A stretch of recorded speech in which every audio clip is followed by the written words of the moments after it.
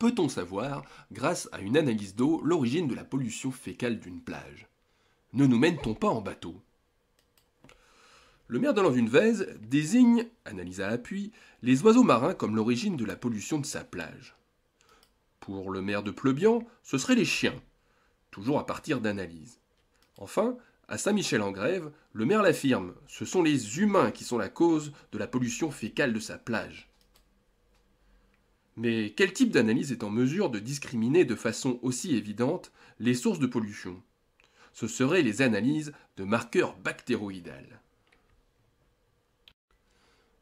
Le maire de Landunvez déclare le 12 novembre 2022 au journal de 20 heures de TF1 au sujet de sa plage du Château: sur les 3 dernières années, il y a 0 pollution d'origine agricole sur cette plage.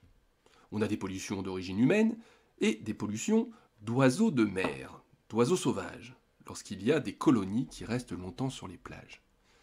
Alors reprenons l'intégralité des analyses réalisées sur la plage du Château. Elles sont ici répertoriées dans ce tableau.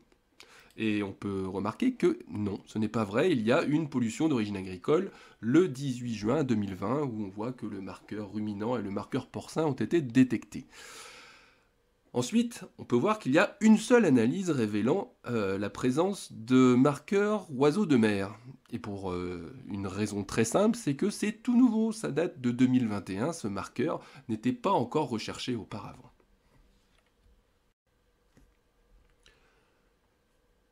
Effectivement, le maire ne dit pas complètement faux puisqu'il a fait réaliser plusieurs de ses analyses sur les plages de sa commune.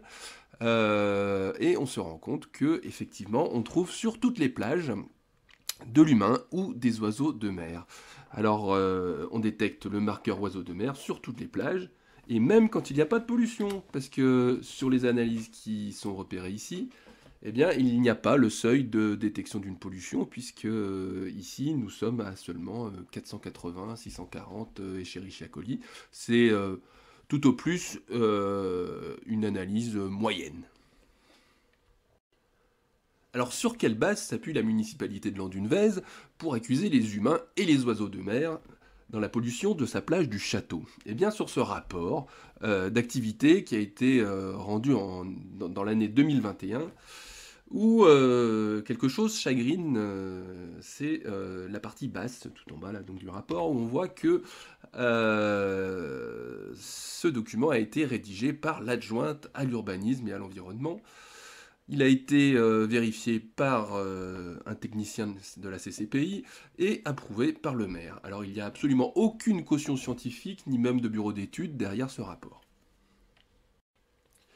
Alors une seule analyse de marqueurs par an, c'est bien insuffisant pour permettre de tirer la moindre conclusion sur l'origine principale de la pollution d'une plage.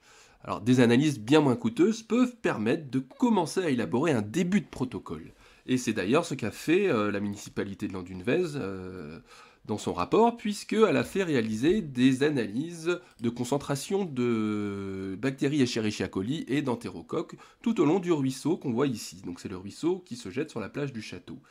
On a ici le point 2, le point 1, le point 4 et le point 5 que l'on va garder puisque ce sont les seuls qui se trouvent sur le bras principal du ruisseau.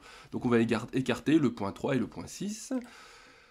On peut remarquer donc que le point 1, qui se trouve ici, est absolument jamais soumis à une concentration polluante de bactéries Escherichia coli ou même entérocoques. Par contre, ce n'est absolument pas le cas du point 2, qui se trouve ici, où on voit que c'est l'endroit où il y a les concentrations maximales. Alors des concentrations bactériennes semblent décroître de l'amont vers l'aval. Vous voyez ici ça descend, ici ça descend également. Alors ici pas vraiment, mais bon ça descend quand même de la source vers le point qui s'appelle Toulran, avec une petite remontée après vers l'estuaire sur la plage du Château. Donc là on est au niveau du lavoir. Alors attention, il faut prendre des précautions puisque 3 seules séries d'analyses ne permettent aucunement de partir dans des conclusions vraiment certaines. Ça ne permet de faire qu'une ébauche d'interprétation. Et malheureusement, cette interprétation a échappé donc au maire de Landunvez, puisqu'il n'a jamais parlé justement de problèmes qui viennent plutôt de l'amont plutôt que de l'aval.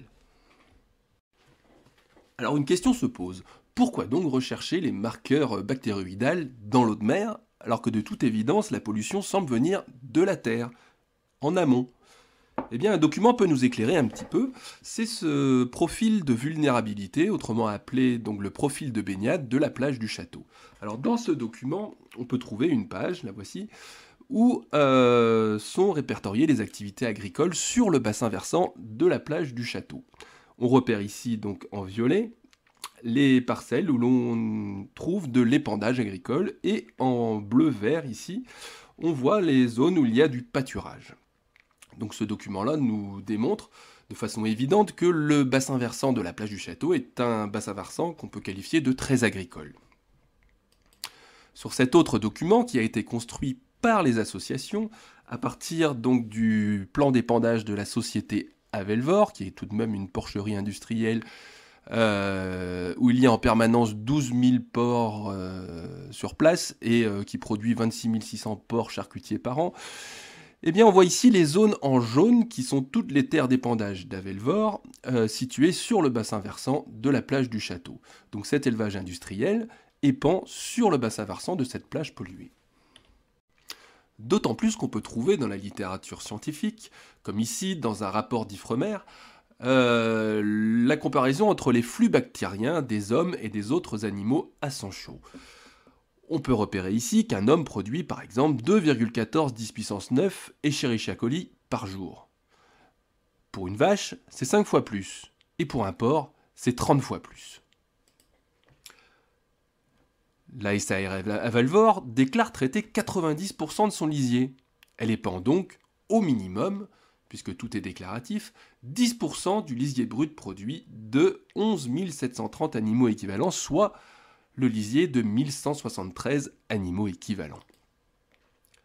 Près d'un tiers des terres de ce seul élevage, puisqu'il y en a d'autres qui épandent sur le bassin versant de la plage du château, donc plus d'un tiers des terres d'épandage d'Avelvor se situe sur le bassin versant de la plage du château. Alors on peut faire un calcul simple, un porc c'est 30 équivalents habitants, donc 1173 porcs, c'est l'équivalent de 30 fois plus, donc 35 190 habitants. Et si l'on se réfère au bassin versant de la plage du château, Avelvor donc rejette sur le bassin versant de cette plage l'équivalent en bactéries, Escherichia coli, d'environ un tiers de 35 000 habitants, soit 11 600 habitants, dépourvus du moindre système d'assainissement. Les associations ont fourni un travail de recherche documentaire très poussé, et ont trouvé une explication au fait qu'on ne trouve pas du marqueur porcin à chaque fois qu'on fait une analyse sur les marqueurs bactéroïdales. Les bactéroïdales, tout d'abord, sont des bactéries qui sont différentes d'Escherichia coli et Enterocoque. L'Agence régionale de santé ne recherche sur les plages que les bactéries témoins Escherichia coli et Enterocoque, pas du tout les bactéroïdales. Les bactéroïdales sont des bactéries qui sont propres à chaque animal à sang chaud. Et l'on a pu trouver dans la littérature que ces techniques de recherche d'ADN de bactéroïdales étaient à manier avec un luxe de précaution. Parmi les documents intéressants que nous avons trouvés en faisant des recherches, nous avons donc mis la main sur ce dossier intitulé « Suivi de la qualité bactériologique de l'eau sur le bassin versant du Ry » datant de 2020. Et dans ce dossier assez volumineux, nous avons trouvé à la page 14 la citation suivante. La recherche a montré qu'en raison d'une forte abondance en nutriments, les bactéries peuvent survivre plusieurs mois dans la couche superficielle du sol. Cette affirmation est tout à fait sourcée, comme on le voit ici. Dans ce second dossier anglo-saxon du Dr Cools, nous pouvons lire à la page 132 l'extrait suivant. Voilà, alors en résumé et en français, cela indique que les Escherichia coli et les Enterocoques survivent très bien dans le sol, même après 68 jours. Il semble donc établi, scientifiquement, que les bactéries Escherichia coli et que les Enterocoques survivent très bien dans le sol, notamment après un épandage profond, quand les bactéries sont protégées de l'oxygène. Les deux rapports précédents parlent de plusieurs mois. On peut donc raisonnablement tabler sur une persistance bactérienne de environ 2 mois dans le sol après épandage. Alors maintenant qu'on sait que les bactéries surveillées sur les plages vivent très bien dans le sol, qu'en est-il des bactérioïdales? Eh bien, nous sommes allés rechercher dans la littérature scientifique et nous avons trouvé ce rapport de l'Ifremer, donc intitulé Étude de la contamination microbiologique du milieu littoral. Et on a trouvé donc à la page 45 ce passage où on peut lire que le marqueur pic de bac et HF183, qui ne sont autres que le marqueur porcin et le marqueur humain utilisés par les laboratoires français, ces marqueurs sont des marqueurs d'une contamination fécale récente dans les eaux. Les marqueurs bactéroïdales persistent moins longtemps que les entérocoques dans les eaux douces et marines et que les Escherichia coli en eau de rivière. Donc cette étude, donc, qui est parfaitement sourcée, il convient toutefois de remarquer que l'absence de détection des marqueurs bactéroïdales pic de bac et HF183 sur la durée de l'expérience peut être expliquée par leur plus faible persistance en milieu oxygéné, mais également par un seuil de quantification élevé. Ainsi, on apprend donc dans les rapports que les marqueurs bactéroïdales vivent beaucoup moins longtemps que les bactéries Escherichia coli et entérocoques. Alors on ne s'est pas contenté de rester dans notre fauteuil, à consulter Internet et à récupérer toutes sortes de dossiers scientifiques. Nous sommes allés rencontrer les scientifiques d'Ifremer. Donc ce sont les spécialistes du milieu marin.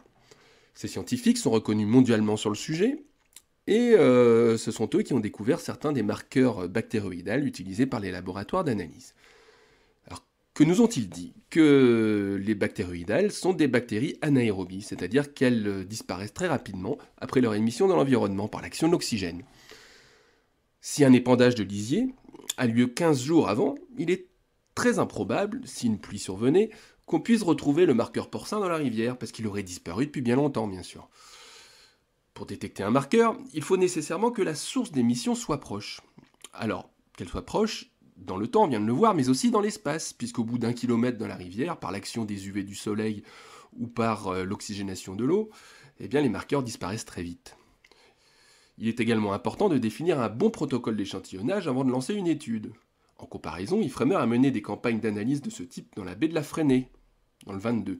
24 prélèvements mensuels à la sortie de 4 ruisseaux principaux, potentiellement impactants de la zone conchilicole, ont été réalisés. Donc une analyse par-ci, une analyse par-là ne peut bien sûr pas dire grand-chose, on ne peut tirer aucune conclusion. Alors récapitulons. Les bactéries témoins Escherichia coli et entérocoques, celles-là même qui sont surveillées par l'Agence régionale de santé sur nos plages, vivent plusieurs mois dans les sols après un épandage. A contrario, les marqueurs de bactéroïdales meurent, elles, très rapidement au contact de l'oxygène, elles disparaissent même au bout de quelques heures. Cela signifie que la non-détection d'un marqueur ne signifie absolument pas que l'animal ciblé n'est pas la cause de pollution.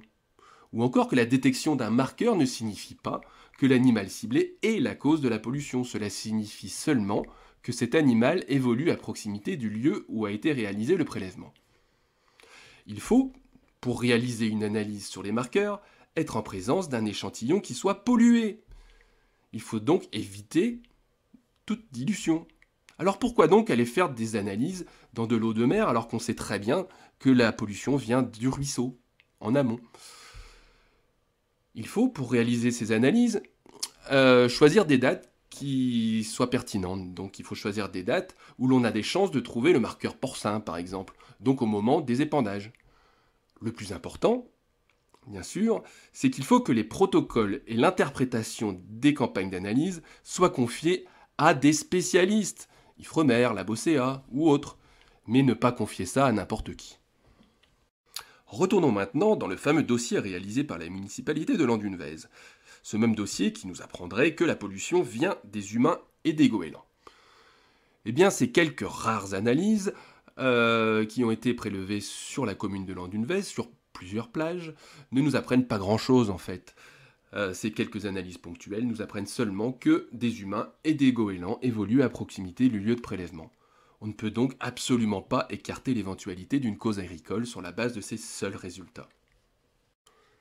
Quand le maire de Landunvez déclare au micro de TF1 « Sur les 3 dernières années, il y a 0 pollution d'origine agricole sur cette plage, on a des pollutions d'origine humaine et des pollutions d'origine oiseaux de mer. » Eh bien, sur la base de ces 5 analyses réalisées lors des 3 dernières années, il y a bien une analyse où l'on détecte du marqueur porcin et bovin, le 18 juin 2020. C'est tout à fait compréhensible puisqu'on est en pleine période d'épandage, donc à la mi-juin. On ne peut absolument pas, pour autant, exclure l'origine agricole des autres analyses, puisque, par exemple, il y en a une qui a été réalisée le 15 juillet, une autre le 13 août, et que ces dates-là sont très éloignées des périodes d'épandage. La détection des marqueurs humains et oiseaux de mer ne signifie pas plus que ces animaux sont à l'origine de la pollution. Ils ne font que participer à la pollution. On ne sait pas quelle est la pondération de chacune de ces espèces animales. Pourquoi les oiseaux de mer choisiraient donc de s'attaquer strictement, uniquement aux plages estuaires du pays d'Iroise, alors qu'il y a des oiseaux de mer partout, hein? Et pourquoi s'attaqueraient-ils à ces plages uniquement quand il pleut? Ça ne tient pas la route. Les analyses de marqueurs bactérioïdales sont utilisées de façon erronée. Et quand je dis erronée, c'est pour être gentil. Le lobby porcin qui voudrait se dédouaner de l'impact de ces épandages ne s'y prendrait pas autrement. Il pourrait mettre au point ce type de mode d'emploi. Réaliser des analyses en eau de mer et non en eau de rivière. Il y a dilution. Faire des analyses loin des périodes d'épandage. Comme ça, on ne trouvera pas le marqueur porcin. Ne pas hésiter à faire des analyses en absence de pollution. Comme ça, on est bien sûr de trouver du marqueur d'oiseaux de mer, d'humains.